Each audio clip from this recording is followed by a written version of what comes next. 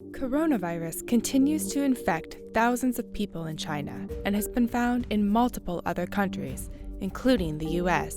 In an effort to control its spread, the Chinese government has instituted a massive travel ban in Wuhan and the surrounding Hubei province.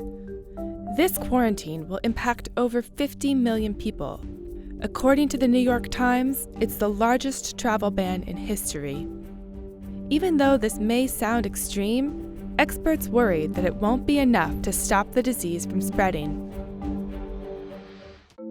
Quarantines are intended to stop the spread of disease by keeping those who may be infected away from those who haven't been exposed. They differ from isolation, which refers to the practice of restricting the movements of those who are already showing symptoms. Quarantining can refer to stopping the movements of an individual or to limiting a large group, as with the current ban in China. In the event of an outbreak abroad, the US often focuses on stopping citizens who have traveled to infected countries. The problems arise with the execution. In the case of Wuhan, the travel ban is confining the healthy along with the ill. This increases the risk of exposure for uninfected residents of Wuhan. Furthermore, the mayor of Wuhan estimated that 5 million citizens left the city before the ban was put in place, significantly limiting the effectiveness of the ban. Large geographic bans are also difficult to enforce. A 2014 attempt to combat Ebola virus by quarantining the West Point slum in the capital of Liberia resulted in violent outbreaks. In this example, some residents attempted escape or bribed their way out.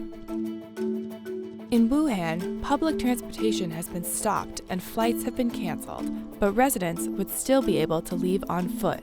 In the case of individual quarantines, it can be difficult to assess a patient's exposure to germs. Since the goal is to select people who have been exposed to the virus but aren't yet showing symptoms, it's not enough to screen for a fever.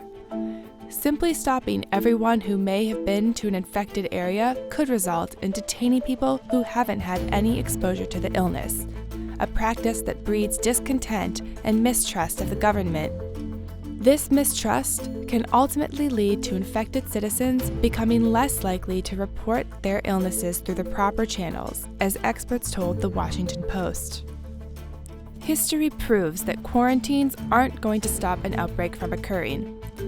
They might delay its spread, but they're difficult to enforce, and often, by the time they're in place, the infection has already spread too far.